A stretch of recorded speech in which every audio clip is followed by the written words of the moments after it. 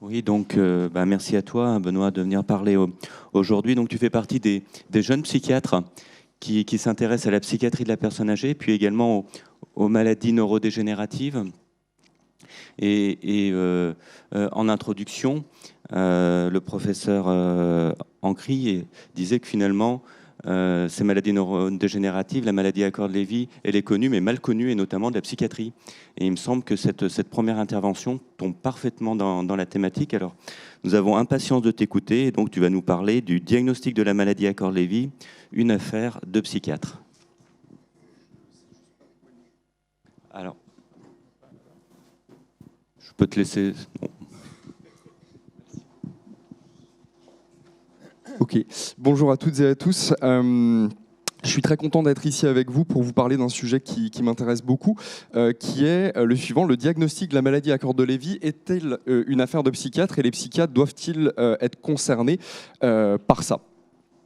Vous vous imaginez bien que oui, je vais essayer de vous convaincre que oui, les psychiatres doivent être impliqués dans le diagnostic et la prise en charge de la maladie à Cordes-Lévy. J'essaierai ensuite de vous présenter quelques spécificités du diagnostic de cette maladie en psychiatrie, parce qu'il peut y avoir quelques points qui vont être plus complexes. Et enfin, je vous présenterai une ébauche, enfin le début d'un projet d'une échelle de dépistage de la maladie à Cordes-Lévy en service de psychiatrie que nous sommes en train de monter à Strasbourg. Alors oui, la maladie à Cordes-Lévy, c'est une affaire de psychiatre. J'irai même plus loin en disant que les psychiatres ont une grosse part de responsabilité dans le diagnostic, le dépistage, l'orientation des patients dans cette maladie. Et ce, pour trois raisons principales. La première, c'est que la maladie à Cordes-Lévy a une symptomatologie éminemment psychiatrique. Énormément de ces symptômes sont psychiatriques et donc doivent concerner les psychiatres d'une certaine manière. La deuxième raison, c'est qu'elle est fortement intriquée avec un grand nombre de diagnostics et de pathologies psychiatriques. On reverra ce point-là, il est un peu plus compliqué, au point où dans 20% des cas environ, la maladie à Cordes-Lévy débute, se déclare par une pathologie psychiatrique, typiquement un épisode dépressif caractérisé d'apparition tardive, etc. Chez ces patients-là, les psychiatres ont un rôle majeur dans le dépistage de ces patients, puisque un patient déprimé, il va aller chez le psychiatre, il ne va pas aller chez le gériatre, il ne va pas aller chez le neurologue.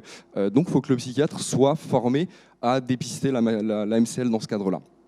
Et puis, le dernier point qui n'est pas des moindres, c'est que les psychiatres prescrivent des neuroleptiques. On les connaît aussi pour ça. Ils prescrivent des neuroleptiques pour les hallucinations. C'est un problème puisque les patients avec une maladie à Cordes-Lévy ont souvent des hallucinations. Et dans 50% des cas, ils vont présenter une hypersensibilité au traitement neuroleptique avec de fortes conséquences médicales. Il faut donc pouvoir repérer assez tôt les patients qui ont une chance d'avoir une MCL et ne pas leur prescrire de neuroleptiques autres que la clozapine principalement. Voilà, on va pas trop détailler tous ces points, j'ai fait un peu trop de diapos, donc je vais passer les diapos suivantes, sinon je vais être un peu trop long. Je vous présente simplement ici les différents types de symptômes neuropsychiatriques qu'on peut avoir dans la maladie à Cordes-Lévy, et il y en a beaucoup. Je vais les citer et les détailler brièvement. Il y en a deux grands types. On distingue les symptômes d'une part qui sont thymiques, donc qui touchent l'humeur. On peut penser à la dépression, mais on va aussi penser à l'apathie. L'apathie, c'est vraiment un manque de motivation et un manque d'initiative. Et on peut aussi penser à l'anxiété qui touche la plupart des patients et qui peut être assez sévère et difficile à traiter. La deuxième grande catégorie de symptômes sont les symptômes dits psychotiques, donc les idées délirantes ou les hallucinations. Et on les connaît, les hallucinations visuelles sont un des critères majeurs de maladie à Cordes-Lévy. Elles concernent jusqu'à 80% des patients, peuvent être assez envahissantes, prendre un caractère assez complexe sous la forme de personnages, de formes avec lesquels les patients peuvent parfois discuter. Ils n'ont pas forcément une grande conscience de ces hallucinations et c'est pour ça que pour les rechercher, il vaut mieux poser la question à deux fois et il faut surtout poser la question aux aidants et aux aidantes puisque ce sont presque les mieux placés pour savoir si le patient présente des hallucinations ou non. D'autres symptômes sont particuliers, c'est ce qu'on appelle les symptômes psychotiques mineurs, l'impression que quelqu'un est dans la pièce alors qu'il n'y a personne, le sentiment de présence, les sensations de passage d'ombre sur le côté. Et pareil, c'est des questions qu'il faut reposer plusieurs fois aux patients parce que la conscience n'est pas forcément très bonne de ces symptômes. Enfin, il y a tous les symptômes psychiatriques à type d'idées délirantes peuvent être retrouvées dans la maladie à corps de Lévy. Mais je voulais brièvement évoquer les délires d'identification. Alors un délire, c'est une idée, une croyance surinvestie en rupture avec la réalité, en rupture avec les normes sociales et culturelles du patient. Et parfois, ça concerne l'identification de personnes. Le plus commun, pour vous donner un exemple, c'est le syndrome de Capgras, ou le délire des sosies, où on a l'impression qu'une personne de notre entourage a été remplacée. C'est-à-dire que, prenons une patiente qui a une maladie à corps de Lévy, elle va reconnaître son époux, c'est bien lui, mais par contre, il a été remplacé parce qu'elle ne se sent pas familier avec son époux. Et ça peut bien sûr conduire à des manifestations comportementales assez agressives, à de l'anxiété, et ça concerne plus les malades à corps de Lévy que d'autres personnes atteintes de pathologies neuroévolutives. Donc c'est un type d'idée délirante assez particulier sur lequel je voulais revenir. Voilà, je vais passer le reste de mes diapositives, sinon je serai beaucoup trop en retard. Et je vais vous donner la deuxième raison pour laquelle les psychiatres sont concernés.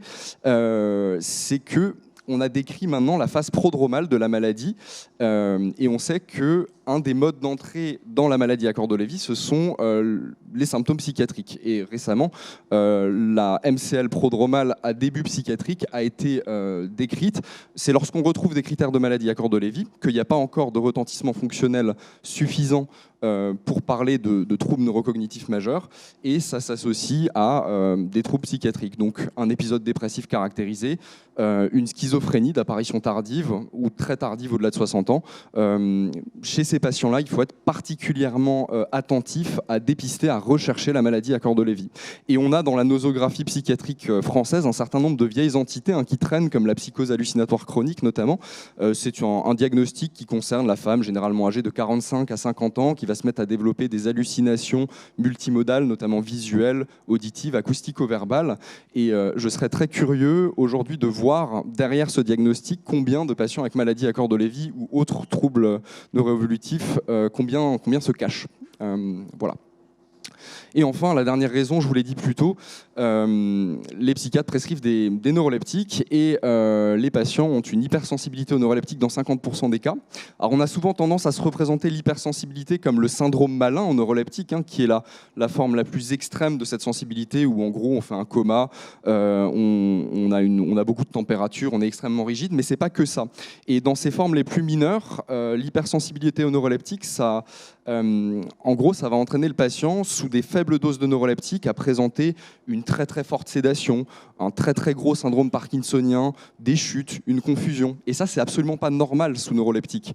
Les neuroleptiques ont des effets indésirables, mais ils doivent pas en avoir autant, surtout quand les doses sont faibles. Donc il faut faire très attention à ça. Et aujourd'hui, la plupart des associations de psychiatrie de la personne âgée recommandent de chercher activement une maladie à corps de Lévy chez un patient âgé avant de prescrire des neuroleptiques, justement pour éviter ça. Je vais aborder maintenant quelques spécificités du diagnostic de la MCL en psychiatrie.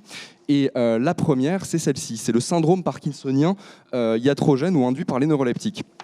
Je vous l'ai dit, il y a un certain nombre de patients qui vont avoir des neuroleptiques, et neuroleptique, c'est dans le nom, ça veut dire qui prend les nerfs, littéralement. Et un critère pour les anciens psychiatres de bonne utilisation des neuroleptiques, c'était que le patient développe un syndrome parkinsonien. On n'en est plus du tout là aujourd'hui, et on a développé d'autres médicaments qu'on appelle les antipsychotiques atypiques pour justement éviter ces effets indésirables neurologiques. Mais n'empêche, jusqu'à 10% des patients vont encore avoir des syndromes parkinsoniens. Et on sait que derrière ces syndromes parkinsoniens, il y a un certain nombre de maladies à corps de Lévy ou apparentées, maladie de Parkinson notamment, qui se cachent.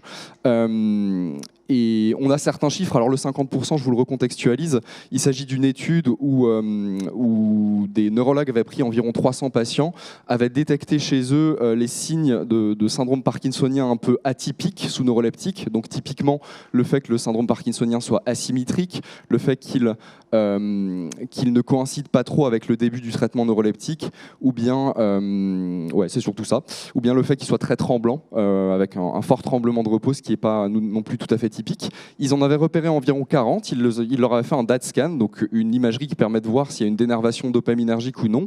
Et chez la moitié d'entre eux, ils avaient retrouvé que cette imagerie était positive, signant donc une maladie neuroévolutive. Donc il faut être très très attentif à ça en psychiatrie. Et dans certains cas, la prescription d'un antipsychotique peut venir révéler une maladie de Parkinson ou une maladie à corps de Lévy qui était latente. Et c'est pour ça que le premier message au psychiatre, ça va être d'examiner les patients, de les examiner régulièrement, surtout ceux qui prennent des neuroleptiques depuis longtemps. Puisqu'on le verra plus tard, c'est pas du tout impossible d'avoir une schizophrénie depuis très longtemps et de développer une maladie à corps de Lévy.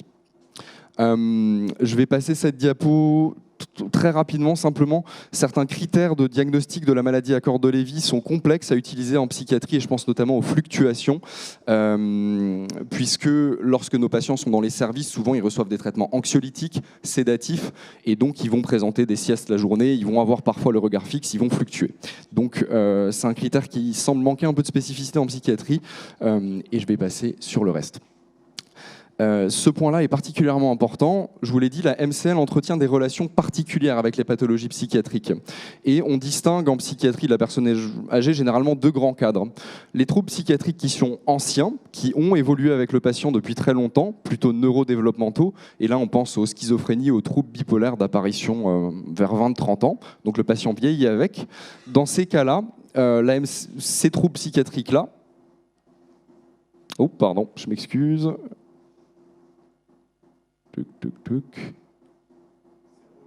C'est le rouge, merci. Merci beaucoup. Dans le cadre de ces pathologies psychiatriques anciennes, celles-ci vont plutôt être des facteurs de risque pour un développement ultérieur d'une MCL, c'est-à-dire qu'elles augmentent le risque de développer une maladie à corps de Lévy ultérieure, mais a priori, il n'y a pas de lien physiopathologique direct. Et ça, c'est le cas en tout cas pour le trouble bipolaire, on le sait très bien. Pour les troubles dépressifs récurrents, on sait que c'est net aussi. Pour les schizophrénies, il y a très très peu de recherches dessus et on sait à vrai dire pas trop quels sont les liens entre schizophrénie, maladie à corps de Lévy et apparentée. L'autre grande distinction qu'on fait, ce sont les troubles psychiatriques d'apparition tardive. Et il y a deux grands cadres ici, ce sont les troubles de l'humeur, la dépression d'apparition tardive. On estime que c'est à partir de 55 ou 65 ans, selon les auteurs, qu'on fait une dépression d'apparition tardive. Et la schizophrénie d'apparition tardive. Et là, pareil, les seuils d'âge varient, mais on estime que c'est entre 40 ans pour les schizophrénies d'apparition tardive et 60 ans pour les très tardives. En tout cas, quels que soient les seuils d'âge choisis, il faut être très vigilant chez ces patients, puisque ces entités-là peuvent être des prodromes d'une maladie à corps de Lévy, c'est-à-dire des manifestations de la pathologie qui est déjà en cours, mais qui n'a pas été diagnostiquée, qui n'a pas été repérée. Et donc, c'est très important d'y faire attention. Voilà. Et enfin, je vais vous parler du projet d'une échelle de dépistage de la MCL en psychiatrie qu'on a monté à Strasbourg en service de psychiatrie. Cette échelle, elle est vraiment destinée aux psychiatres non spécialistes, non formés dans les maladies neuroévolutives. On a voulu qu'elle soit assez courte à réaliser, environ 10 minutes, qu'elle puisse s'intégrer à un examen, un entretien standard. On l'a constituée d'échelles et de questionnaires déjà validés pour rechercher les critères majeurs et mineurs de la maladie à corps de Lévy, comme l'UPDRS pour le syndrome parkinsonien, le questionnaire de Ferman pour les fluctuations, etc. Et on y a mis la recherche de 4 critères majeurs et de 4 critères mineurs qu'on a sélectionnés. Le but étant vraiment de faire du dépistage et pas du diagnostic précis, c'est-à-dire que cette échelle ne peut absolument pas remplacer l'examen par un médecin spécialiste en cognition du patient, mais par contre elle va servir à repérer dans les patients en population psychiatrique générale lesquels peuvent être à risque de maladie à corps de Lévy. Je vous la présente brièvement. Cette échelle, on l'a fait passer au patient et à son aidant ou son aidante si il en a un. S'il n'y en a pas, à ce moment-là, on essaye de bien observer le patient et de demander aux soignants leurs sentiments sur les items aussi. Le contenu de cette échelle, donc, c'est de rechercher des hallucinations visuelles récurrentes en posant bien la question au patient, de rechercher les fluctuations par le questionnaire standard. Est-ce qu'il vous arrive d'avoir le regard fixe pendant de longues périodes? Est-ce que vous dormez plus de 2 heures de la journée? Voilà, c'est des questions assez standards aussi. Et on va rechercher un syndrome parkinsonien. Et je vous l'ai dit un peu plus tôt, on a un problème en psychiatrie, c'est que beaucoup de nos patients vont avoir un syndrome parkinsonien. Donc on a choisi de retenir cet item-là, le critère majeur, seulement si le syndrome parkinsonien retrouvé était asymétrique. Sinon, on le cotait en critère mineur. Et enfin, on recherche les troubles du comportement en sommeil paradoxal par la question qui est un peu consacrée, hein, est-ce qu'on vous a déjà dit qu'il vous arrivait de vivre vos rêves? Et généralement, ça peut signer ces troubles-là. Ensuite, on recherche des critères mineurs de la maladie, le fait de se sentir très gêné par certains types de lumière, la photophobie, l'anosmie. On recherche l'hypersensibilité aux neuroleptiques en allant directement demander au patient si il a eu un jour des réactions très très fortes sous neuroleptiques, et on lui cite un certain nombre de neuroleptiques. Alors c'est assez artisanal, mais voilà, chez une patiente, ça a payé, vraiment. Et on recherche aussi dans le dossier médical, assez brièvement, s'il y a des traces d'une hypersensibilité aux neuroleptiques, d'expérience, c'est noté dans le dossier quand il y a une hypersensibilité chez le patient. On recherche d'autres critères, plutôt des symptômes de l'humeur psychiatrique, anédonie, le fait de plus prendre de plaisir, apathie, le fait d'être moins motivé.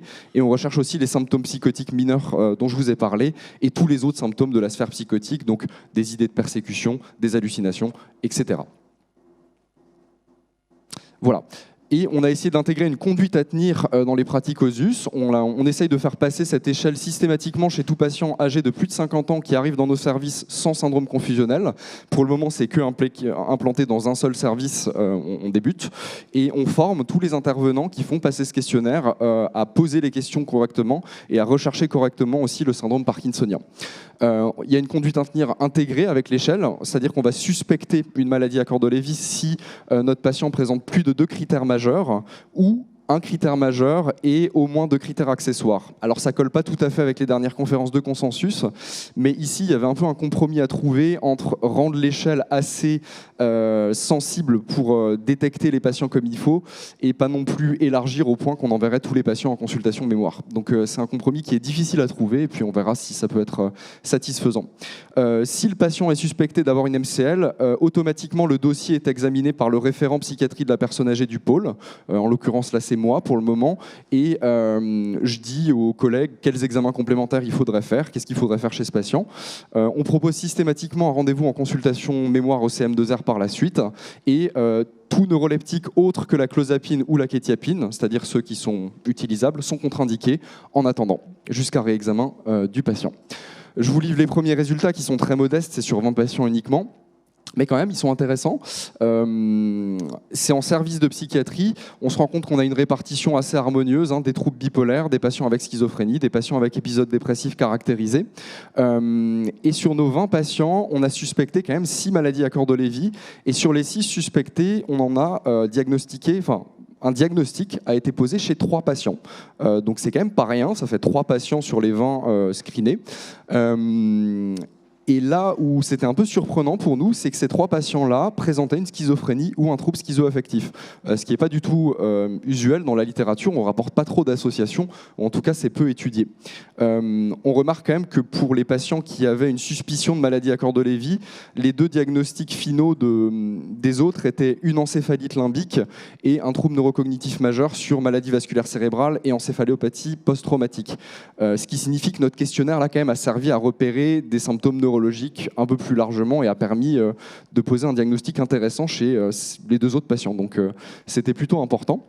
On remarque que nos patients ont beaucoup d'antipsychotiques, 70%. Quand on enlève la clozapine, la kétiapine qui sont utilisables, on baisse à 30%, ce qui est pas mal. Et chez les patients avec une MCL suspectée, on était à 15% environ. C'est-à-dire qu'il y avait une seule patiente qui avait reçu un neuroleptique qui était contre-indiqué, du Risperdal. Et malheureusement pour elle, ça avait accéléré le diagnostic puisqu'elle avait fait une réaction particulièrement forte à ce traitement. Et c'était une patiente avec une schizophrénie ancienne. Donc ça nous a interpellés et ça nous a poussé à aller plus loin sur le diagnostic. Rapidement pour discuter, donc, on ne connaît pas très bien les liens entre la schizophrénie, le trouble schizoaffectif et la MCL. Il y a peu, voire pas de littérature là-dessus. Mon hypothèse, c'est simplement que là, on a fait très attention chez nos patients schizophrènes qui avaient des traitements neuroleptiques depuis longtemps. On a fait très attention à bien les examiner sur le plan de leur syndrome parkinsonien. Et ça nous a conduit à mieux les prendre en charge, je pense, et mieux dépister de potentielles maladies neuroévolutives derrière ça. Certains symptômes, à mon sens, restent très pertinents pour la recherche de la MCL en psychiatrie, notamment les hallucinations visuelles. On pourrait penser que ce n'est pas très spécifique parce qu'il y a beaucoup de patients hallucinés en psychiatrie, mais en fait pas tant que ça. Et même chez nos patients schizophrènes, ce qui était très intéressant, c'est que leurs hallucinations ont changé La patiente qui avait une schizophrénie depuis longtemps, avec des hallucinations acoustico-verbales, donc des voix un peu permanentes comme ça, s'est mise à présenter des hallucinations visuelles à partir de 62 ans, je crois, ce qui n'était pas du tout typique chez elle. Et ça, plus le syndrome parkinsonien, ça nous a permis de poser le diagnostic de maladie à corde de Lévy. Un autre symptôme qui me semble utile, c'est l'anosmie, puisqu'il est assez spécifique. Et le syndrome extrapyramidal parkinsonien, quand on connaît les drapeaux rouges, semble très utile aussi. Donc les drapeaux rouges, ce sont le fait qu'ils soient asymétriques, le fait qu'ils soient beaucoup trop intenses pour les doses de neuroleptiques qu'on dose, ou le fait qu'ils se majorent avec le temps chez un patient qui a déjà des neuroleptiques depuis longtemps. Donc ça, c'est très très important à connaître. Bien sûr, l'analyse rétrospective sera insuffisante pour notre échelle. On pourra certainement faire mieux par la suite. Et si on la valide, ça pourrait devenir une porte d'entrée pour une cohorte de patients avec MCML prodromal à caractéristiques psychiatriques intéressantes. Je termine ma présentation par quelques messages clés à destination vraiment des psychiatres. Pour bien améliorer le dépistage de la maladie à corde de Lévy en psychiatrie, déjà, il faut commencer par examiner ces patients. On n'a pas le choix, on ne peut pas oublier l'examen clinique en arrivant en psychiatrie. C'est indispensable et il n'y a pour le moment pas assez de couverture neurologique en médecine générale pour qu'on puisse se reposer sur d'autres personnes.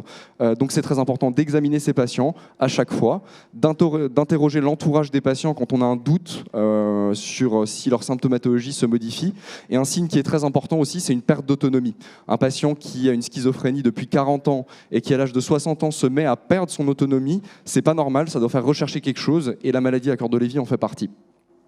Au moindre doute, il ne faut pas hésiter à prescrire des examens complémentaires, surtout derrière les troubles d'apparition tardifs, comme la dépression ou la schizophrénie. Et il faut demander un avis spécialisé. Et surtout, il faut absolument ne rien lâcher. C'est ce que je vous disais un peu plus tôt, on va voir des patients qui sont au stade prodromal. Donc au stade prodromal, un DAT scan, ça ne va pas forcément être positif. Donc il ne faut pas hésiter à le refaire si on a une intuition clinique très très forte qu'il se passe quelque chose chez notre patient. Et ça nous a permis, ça aussi, de rediagnostiquer une patiente correctement, qui périclitait depuis un moment. Voilà, je vous remercie beaucoup de votre attention. Je remercie les équipes médicales et soignantes de psychiatrie des US et mes maîtres et patrons. Merci de votre attention.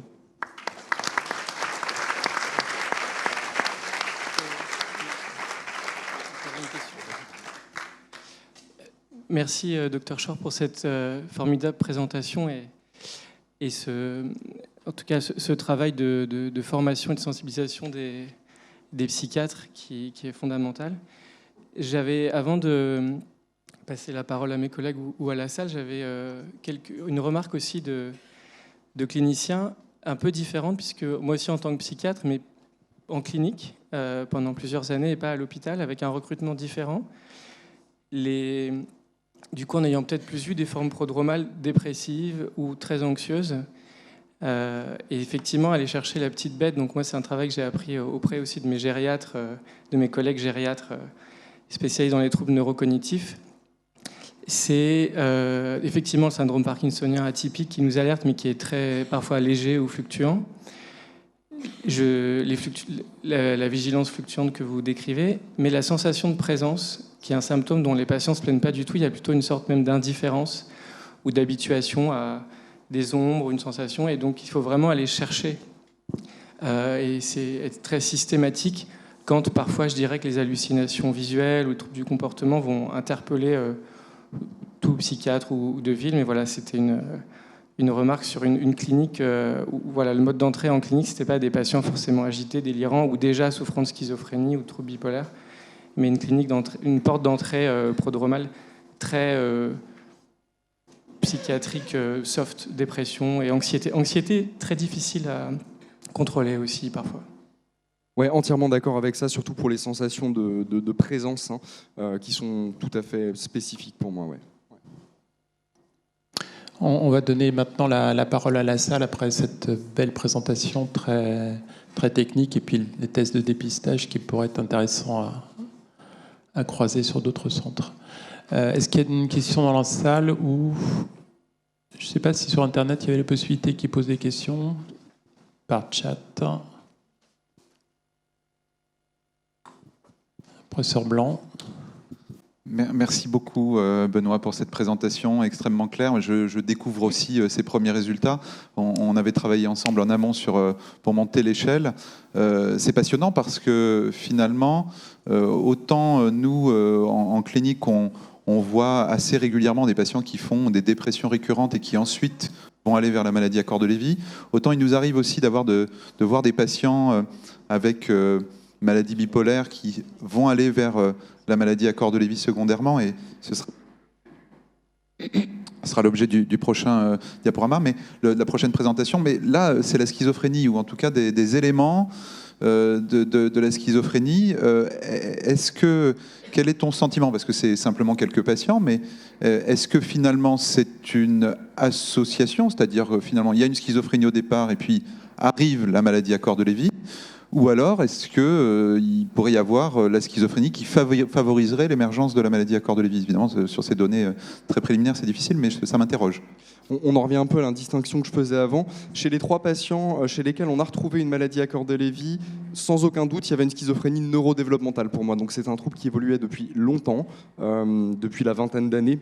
Donc a priori, on peut difficilement faire une association, en tout cas directe. Mais chez un certain nombre de patients, on voit, et là je les vois plutôt en consultation, des syndromes schizophréniques d'apparition tardive. C'est la schizophrénie d'apparition très tardive, au-delà de 60 ans par exemple. Et dans ces situations-là, clairement, ces manifestations-là sont plutôt prodromales et donc déjà un symptôme d'une maladie à corps de Lévy qui est là. Donc je distinguerais vraiment les deux. Et sur l'association schizophrénie neurodéveloppementale et maladie à corps de Lévy, je suis bien en difficulté pour répondre parce qu'on a très peu de données à ce jour. C'est beaucoup plus étudié pour le trouble bipolaire, mais très peu pour la schizophrénie. Donc difficile à dire. Merci. Il y a une question?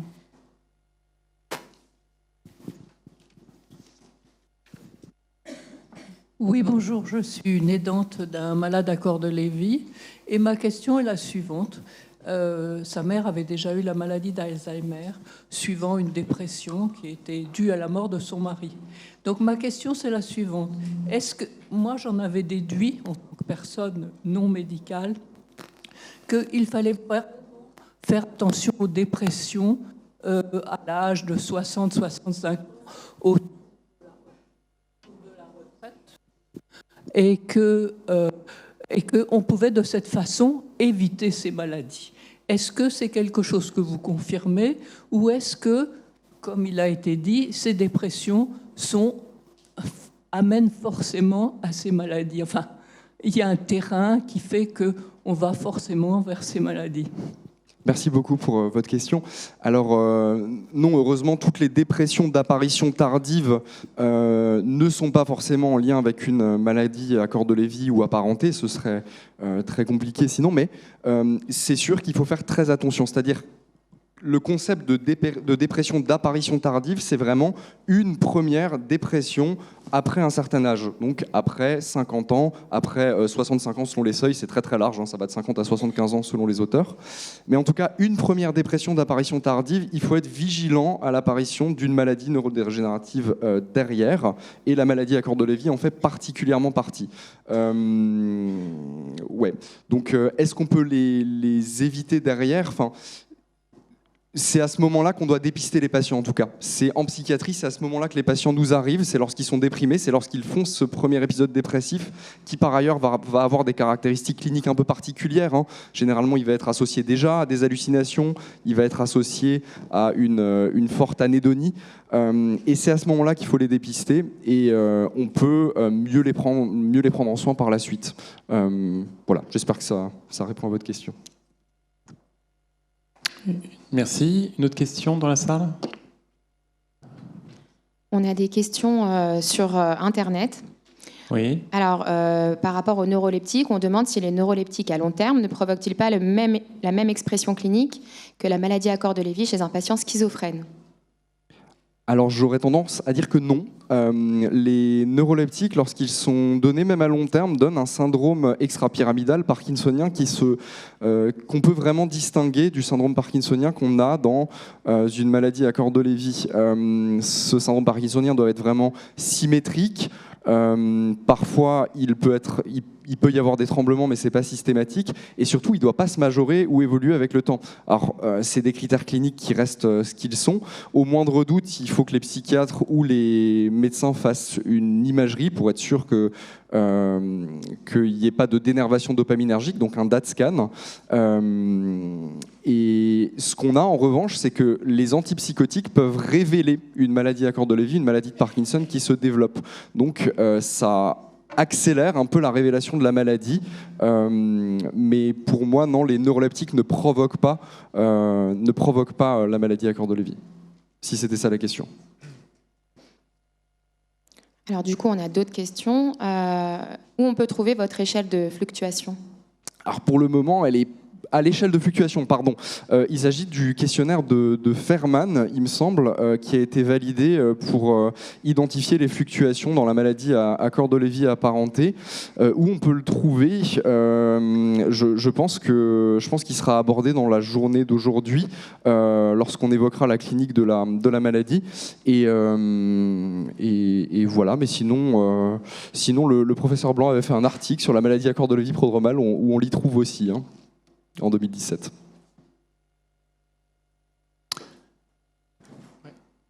Ouais. On va arrêter les questions. J'ai juste une petite remarque par rapport à une expérience clinique. Et rebondissant sur ton topo, c'est la phase prodromale qui peut être très très longue, comme dans les autres maladies neurodégénératives, près de 10 ans. Et les psychiatres peuvent être donc juste sollicités pour des symptomatologies souvent nouvelles ou modifiées, mais souvent nouvelles quand même. J'avais une remarque concernant justement la conscience par rapport aux hallucinations. On parlait des problèmes de présence, mais même sur les hallucinations, moi ce que j'ai comme expérience, c'est qu'il y a un moment donné où ils en parlent, mais c'est pas à ce moment-là où ça a commencé. Et très souvent, en fait, on retrouve des fois 1 an, 2 ans avant la présence de ces hallucinations. Et si les hallucinations ne faisaient pas peur, par exemple des animaux, des enfants, des choses comme ça, en fait, ils ne vont pas l'évoquer. Et parfois, ils ne l'évoquent pas parce qu'ils ne veulent pas paraître fous. Donc la notion de conscience des troubles, elle est quand même présente, à mon avis, à ce stade. Et plus la maladie va évoluer, plus le niveau de capacité à critiquer ces hallucinations sera en difficulté, mais à un stade très précoce, ils sont en capacité de n'en parler qu'à certaines personnes, parce qu'ils savent que sinon, il va se passer quelque chose. Et je pense que c'est important d'aller les chercher. Moi, je pensais à une dame que j'avais vue en première consultation en urgence, effarée parce qu'elle avait vu des gremlins, des animaux avec des grandes dents, machin, tout ça. Et dans l'entretien, je lui ai posé la question, pas tout de suite, bien sûr, mais est-ce que vous en avez vu avant? Il dit, ah oui, ça fait 2-3 ans que j'en ai, mais ils étaient tout gentils. Voilà, donc cette notion d'antériorité me paraît essentielle. Et il y a quand même une conscience voilà, qu'à un moment donné, il faut parler, des fois pas, ou alors c'est normal. Des fois, ils ont peur d'en parler aussi. Donc, il faut leur donner, faut aller le chercher. Voilà. Merci beaucoup de cette intervention. On va passer la parole au deuxième intervenant.